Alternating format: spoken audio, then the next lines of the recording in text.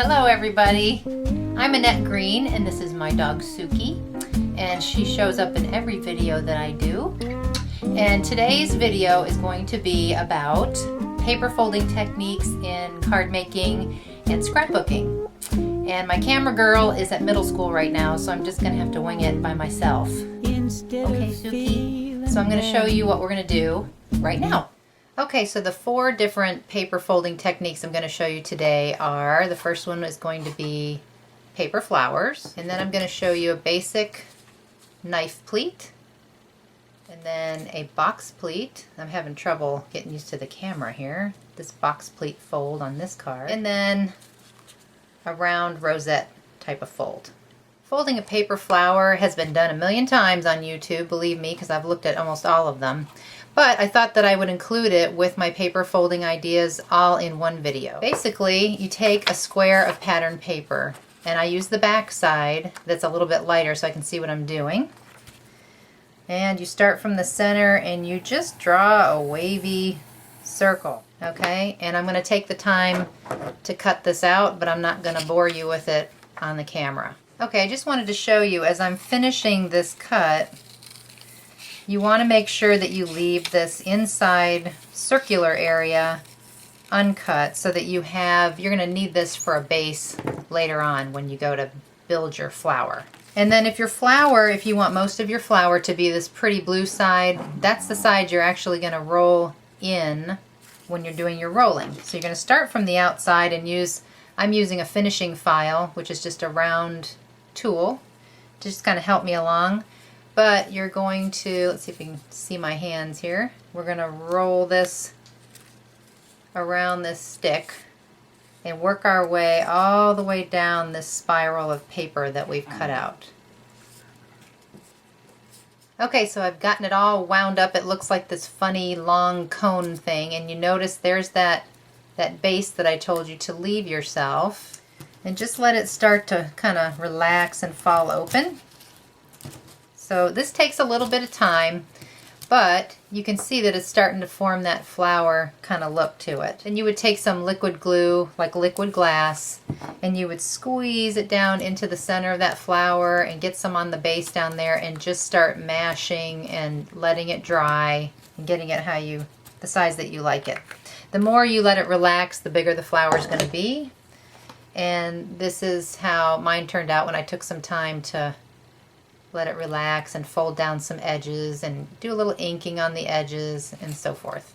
Okay, the next fold I want to show you is a basic knife pleat, and it's very simple, like on this card here. Basically, you want to have a strip of paper. What you're going to do is make a score on this piece of paper. Here, let me move this. I just put it in my paper trimmer and I make a score every 1/2 inch along the piece of paper. You're going to take the paper, and on those scores you're going to do the first bend to the next score. Then you skip to the next one and fold over.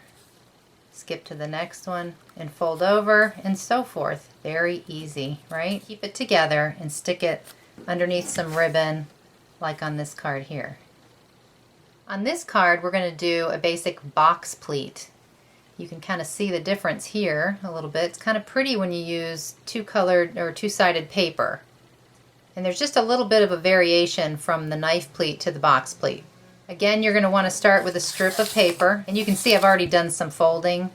But basically what you're going to do is you're going to take your piece of paper, and instead of doing a score this time, I did a pencil line at every 1/2 inch. Just a little tick every 1/2 inch along the paper.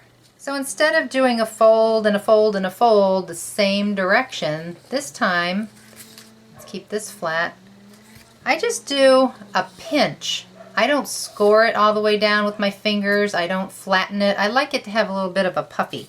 So I'm just going to pinch it, and I'm going to bring it over to the next pencil line. I pinched it right where the first 1/2 inch mark was, and then I folded it to the next pencil mark. So again, you're going to pinch and fold to the next pencil line, pinch at the next pencil line, and fold back into that one. So pinch and fold, pinch and fold. You can see how it's starting to fold. It's almost like like a cheerleader skirt, box pleat, the back side, and it's been stapled to itself and then glued to the back of a piece of cardstock, so it looks like this. Okay, there we go. So it's kind of pretty. And finally, the last fold I want to show you is this very fun round rosette paper folding technique. Even though I'm showing you this card in particular, it has 2 different size rosettes on it. I'm actually going to do it with some pattern paper to give you sort of a little fun tip, and then we're going to add it to a scrapbook page. Okay, so I'm going to take some pattern paper, and it's fun to take some pattern paper that has a repetitive like stripe pattern like this. And you'll see why in just a minute. So I'm going to go ahead and cut a strip, and I'm going to strategically cut this one. See how this paper has this scalloped edge right here? I'm going to cut so that that's on the outer edge of this cut. Okay, so now we have this strip with that nice scalloped edge. And the reason why I did that is because now we can use the scallops to make some scores.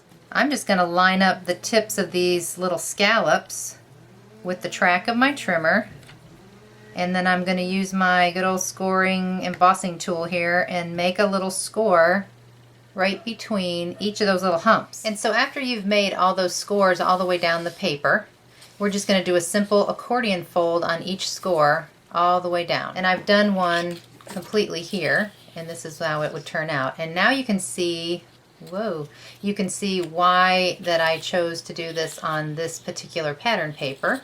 Get a little bit of very sticky strong tape, and you got to connect this thing so it's one round circle. So I'm putting some of that super sticky red tape on one end.